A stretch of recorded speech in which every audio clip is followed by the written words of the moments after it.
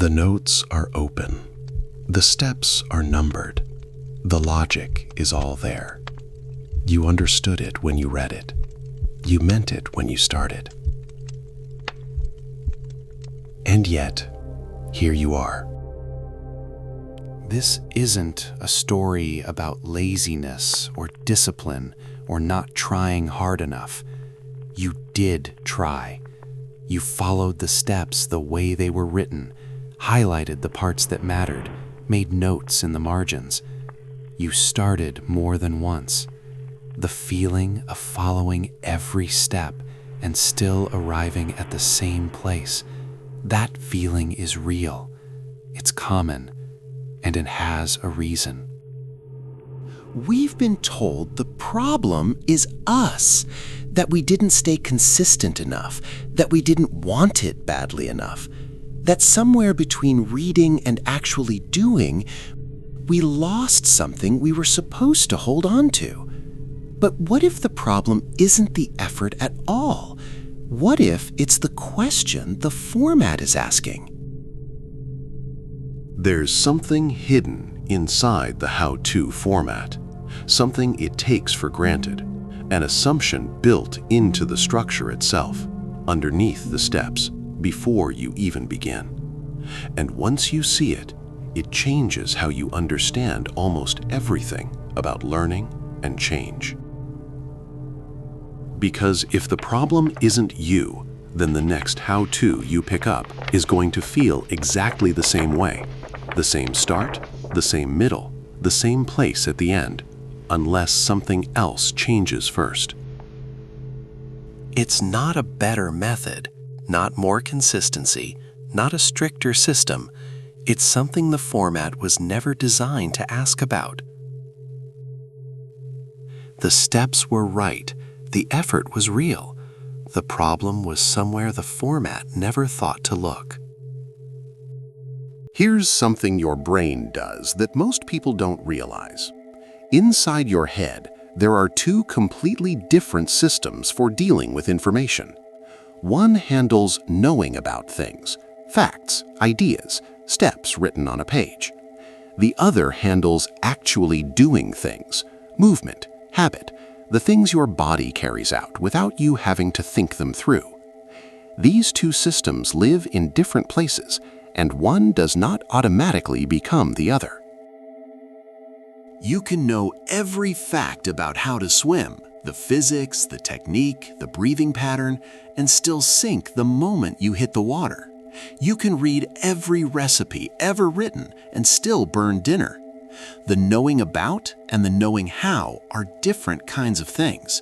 Your body understands this distinction, even when your mind is still catching up. You know what this feels like. You felt it. That moment when a great how-to video just clicks. The explanation is clear, the steps make sense, and something in you goes, "Yes, I get it. I've got this." Your brain registers that moment as something has been achieved. You haven't changed yet, but it really does feel like you have. The system that actually builds behavior. The part that runs quietly in the background, that handles habit and routine and the things you do without consciously deciding to. That part hasn't moved yet. It's still waiting. And here's what it's waiting for. It can't be reached by information, not directly. Knowing something more clearly, understanding it more deeply, that moves one system. The other one requires something different, which is exactly why researchers tried to figure out what that something different was. They found that if you don't just plan what to do, but also exactly when and where you'll do it, your follow-through improves significantly. Tying the action to a specific time and place makes it more likely to actually happen. So, more specific how-to, better context, a smarter version of the format. Does that close the gap? It helps. It genuinely does. Anyone who's tried writing down the exact when and where will tell you it's different from just deciding to do something. That kind of planning creates real traction. But here's what even this better version still doesn't touch. More specific planning tells you where to show up and when. It still assumes who is going to show up. And who, it turns out, is a question no instruction has ever been designed to answer. So maybe the problem isn't in how we're using the format. Maybe it's in what the format was built to do. There is a distinction most of us feel, but rarely name. Knowing that something is true and knowing how to actually do it. These are not the same thing, not even close. And your brain knows this, even when the rest of you is still confused. You can know every fact about how to swim, the mechanics, the technique, the breathing, and still sink the moment the water closes over you. You can read every recipe ever written and still burn dinner. Most of us have at least one version of this story. The knowing about and the knowing how live in different places. A philosopher in 1949 noticed this so clearly he gave it a name. He called the confusion between them a category error, like asking what color a Tuesday is. Not a wrong answer, the wrong kind of question entirely. The instruction is not wrong, it's answering the wrong kind of question. And here's what's interesting. About 30 years later, neuroscientists found the same distinction inside the brain itself. The two systems that philosopher identified, they found biologically. A thinker found it before the brain scan did. But it goes even deeper than two types of knowledge, because in ancient Greece, there weren't just two words for knowing, there were three distinct categories that somewhere along the way, we collapsed into one. The first is techne, the knowledge of how to make things. Craft, skill, technique. The kind of knowledge that can be written down, passed on through steps, followed from a page. A recipe is techne. A manual is techne. A how-to book is, almost by definition, techne. The second is phronesis, and this one is harder to name in a single word. It's wisdom for living well. Not knowledge for making something, but wisdom for being, in the full sense of that word. It doesn't live in a set of steps. It grows from experience, from doing, from becoming slowly someone.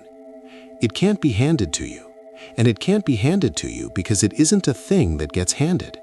It's a thing that grows from inside a life that's actually being lived.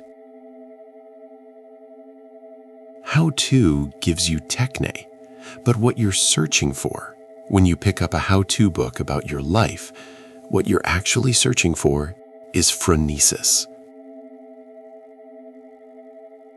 These are not different levels of the same thing.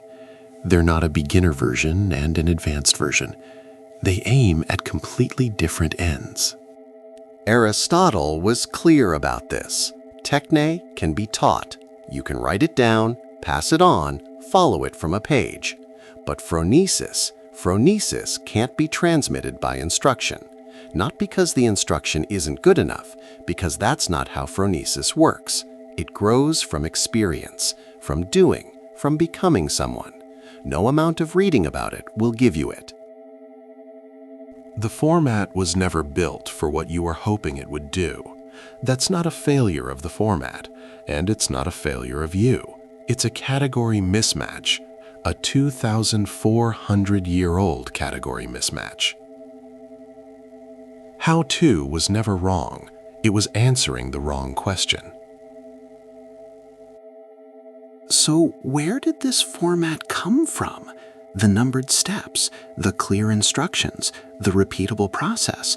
It feels like it's always been there, like it's just the natural shape of how knowledge gets passed on. But it hasn't.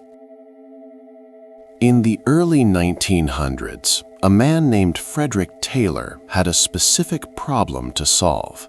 Factories needed workers to perform the same task the same way every single time. No variation, no judgment calls, no moments where a worker decided to do it differently because experience told them to. The goal? Make any worker interchangeable. Make the output predictable. Taylor's solution was to take every job and break it into its smallest possible steps. Time each one. Find the single best sequence, write it down, hand it to the worker, train them to follow it exactly. The planning would happen upstairs. The doing would happen on the floor. The how-to format was built for factories, not for people trying to change their lives. That's not cynicism, that's just history. Something happened after that, gradually, across the decades, that followed the same logic into a different world. We started to value the evidence of learning more than learning itself. The course completed, the book finished, the certificate earned.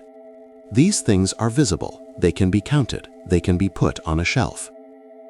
A philosopher who also spent years working as a motorcycle mechanic noticed this shift, that our culture had learned to reward the credential over demonstrated competence, the thing that proves you learned, not always the thing that means you actually can.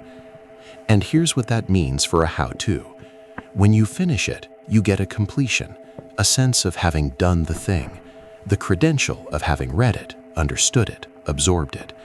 What you don't necessarily get, what no credential can give you, is the change. Think about the last course you bought, or the last book you finished. Do you remember what you learned, or do you remember that you did it? And here's what makes this hard to look away from. For decades, public health researchers, people trying to help humans change behaviors that could save their lives, operated on the same core assumption. If people just had better information, they would change. They tested this rigorously, repeatedly, across smoking, diet, exercise, disease prevention. Behaviors where the stakes weren't productivity or morning routines. The stakes were life and death. It mostly didn't work, not even when the stakes were that high. So, if information doesn't reliably change behavior, not even when people's lives depend on it, what exactly are we expecting how-to content to do? This isn't a conspiracy. Nobody designed this to fail you. It's a format that evolved for one purpose, and we've been asking it to do something it was never built to do, and we keep being surprised when it can't. So we have the structural reason. The format wasn't built for this. But there's also something more personal happening. Researchers found something consistent, a pattern that shows up across many different studies, many different kinds of goals. There's a gap between who you are right now and who you want to become. Not a moral gap, not a failure gap, just a gap. And that gap has feelings, specific, predictable feelings. When you pick up a how-to, any how-to, it was written for the person you want to become, the one who already wakes up early, stays consistent, already believes they're the kind of person who does this thing. But you're reading it as the person you currently are, right now, today, with the week you've actually had. The one who meant to start last Monday, who started and then stopped somewhere around day 4, who has tried a version of this before. Who remembers exactly how that ended? That person, the one actually holding the book, has a history the book never had access to. Things that didn't work out. A quiet voice somewhere, that already knows what usually happens next? Who has a reason that made perfect sense at the time? Who is carrying something the book never asked about? And the book couldn't know any of that. It was written before it knew who would be reading it. Right now, with everything you're carrying. The instruction made sense. You understood it. But somewhere between understanding and doing, it landed on someone it wasn't written for. Research shows that the size of this gap between who you are now and who the instruction assumes you are predicts with real consistency how much pain you feel when the steps don't stick. Not because you're weak, because the instruction was addressed to the wrong person. The how-to doesn't know you. It was never designed to. So what would it look like if something started with who you are first? It turns out humans have been asking this question for a very long time. I'm curious, what were you hoping would change the last time you followed every step? You don't need to answer that now, but it might be worth sitting with. Long before there were numbered steps, before printing presses, before self-help sections, humans had to figure out how to pass on difficult knowledge. And the answer they arrived at, across cultures, across centuries, was never a manual. Historians who have studied how craft was transmitted describe the same pattern appearing across old workshops, across trades, across continents. The way skill moved from one person to another wasn't through written instruction, it was through presence, working alongside someone who already knew. The master's role wasn't to give information, it was to create a context, a way of living and working in which a particular kind of person could slowly emerge. You didn't arrive at the workshop already knowing who you were going to become. Over years, through the rhythm of the work, the presence of someone who already knew, something in you slowly took shape.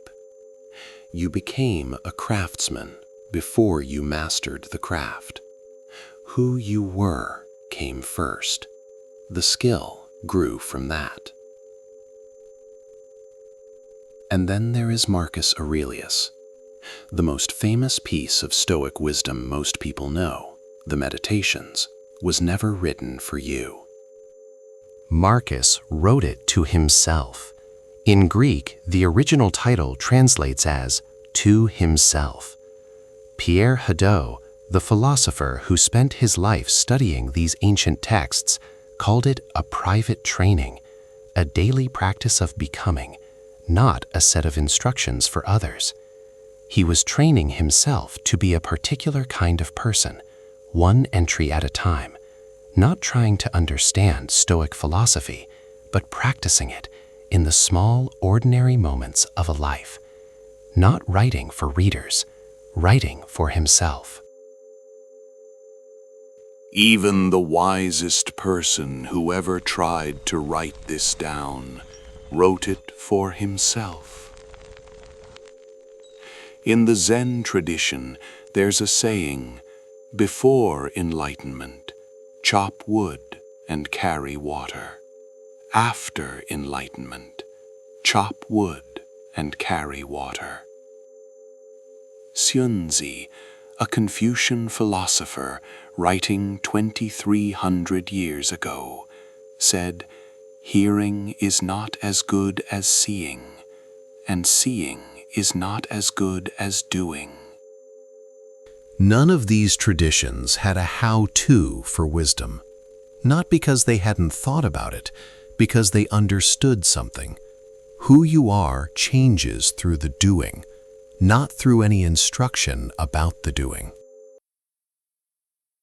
They were all saying the same thing. across 2,400 years without reading each other's work. The how was never missing. The who was waiting. 5 disciplines, 2,400 years. Philosophy, neuroscience, sociology, psychology, ancient traditions, all arriving at the same structure. How to assumes you already have the who. It never asks. So what does it look like when something starts there instead? This isn't a case against how to. There's real value in structure, in guidance, in someone who's done something pointing toward what helped. But maybe, and this is just a question to sit with, maybe the right starting point isn't what's the best method. Maybe it's who is doing this, and what does that person actually need right now? The ancient traditions had a word for it: personal training, daily practice. Not learning more, but practicing being. Not something you find in a book, something you find in the doing. You followed every step. That wasn't a problem. The steps were real. The effort was real. What was missing has always been harder to put on a list. And that's not a small thing to sit with. It changes the question you carry into the next day. Not what's the best how-to, but who is the person opening it? Who are you becoming? Not what are you learning to do? That's a different question. And it might be the one that's been waiting all along.